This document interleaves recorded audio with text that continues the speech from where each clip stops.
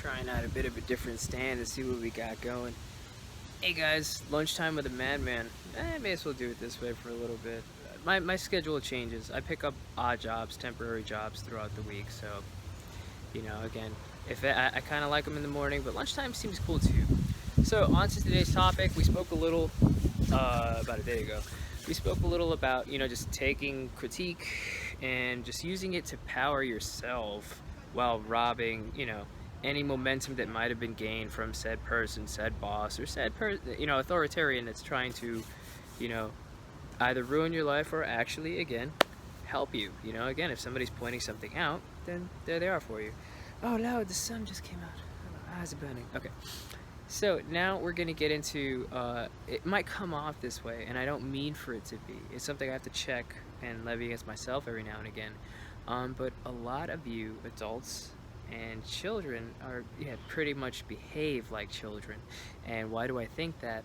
And again, I don't mean it in a bad way. It's why I preach that you need to make things impersonal, even if they are, because sometimes, even if it does seem it's a reaction from something that somebody never appropriately told them, guided them, that's not how you do things.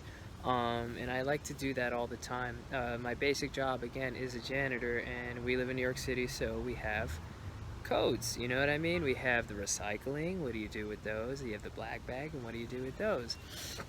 Now, I just give that simple thing because don't we preach a lot that we need to save the planet?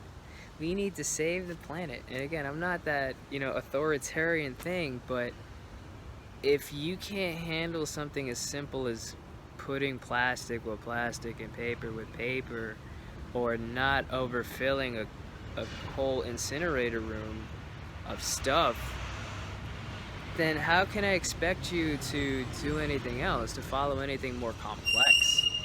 I have literally taken 50-year-old adults, and I'll watch them, they'll walk up to me and they'll say, "Hi," and they have a plastic bottle in their hand, and then they're putting it, I'll go over that story again, because essentially, for some reason, when you guys see garbage man, you're like, yay, and then you want to throw the garbage out. I don't know if there's like an overzealousness to it, or that's why I call it childlike almost. You want to put the garbage in there, and okay, fine, that's cool, but why are you putting that plastic in the one with the black bag? And I asked the guy, because the guy had, I don't know what it was about him, but he smiled at me, walked towards me, and passed a whole room full of, like, the plastic, the paper, the regular, looked at me, smiled, said, "Hey, how are you doing?" And he's putting the, like, this is the wrong receptacle.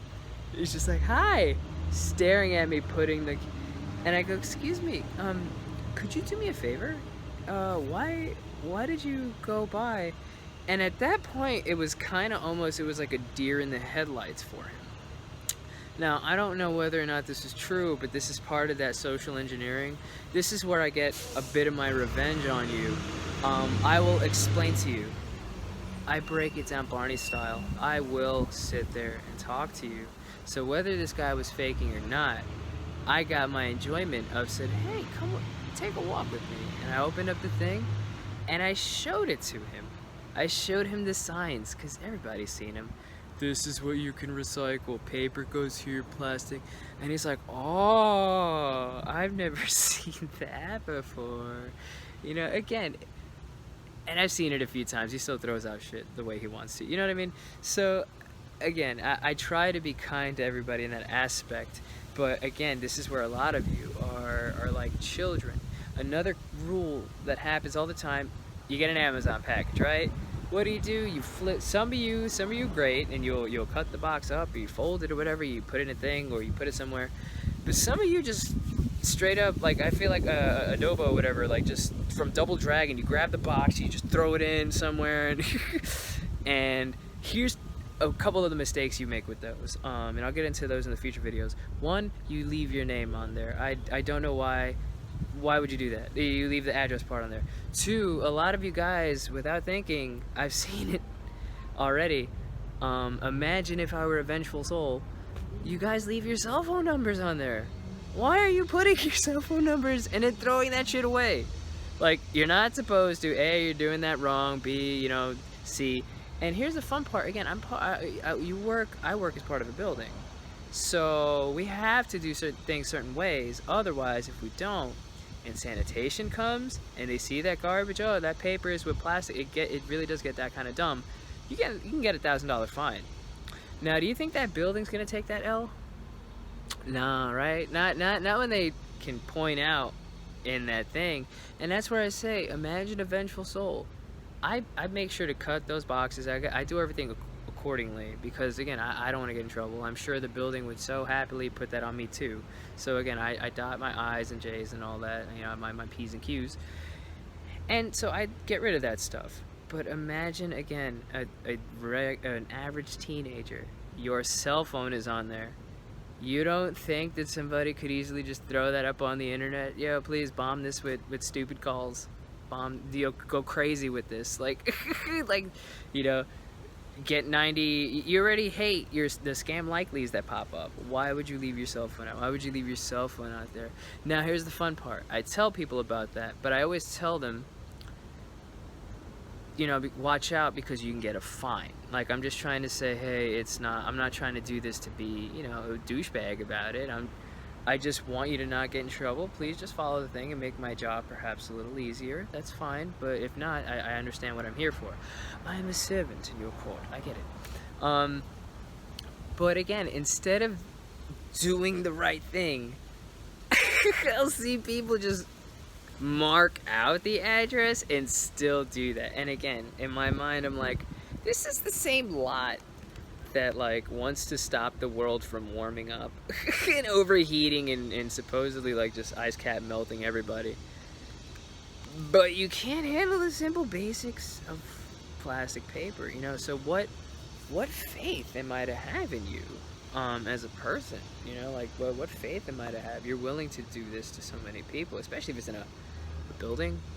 You're willing to just toss all your garbage. And trust me, people ask me, why do you have pictures? Well, again, I like to show accountability. Sometimes some tenants, they get rather weird. They'll leave furniture in the middle of the thing, and then you're like, okay, that's garbage. And you take it downstairs and you get a complaint later. Oh, I left that out there. I was just cleaning. Some of you guys get super weird. I just play by ear. It's why I take pictures of everything and I just leave it be. Or not leave it be, but rather, I play by ear. I had to throw it out. My boss said this, my boss said that. I mind myself. And that's why I say, again, with the accountability, it's easy for me to do what I gotta do without feeling bad. You know what I mean? And I always know that I'm doing the right thing. I'm always putting paper with paper. So when inspection time comes, you think I'm, no, I've already done everything. I've done the right things, so I'm not worried about that. And again, it's that childlike behavior.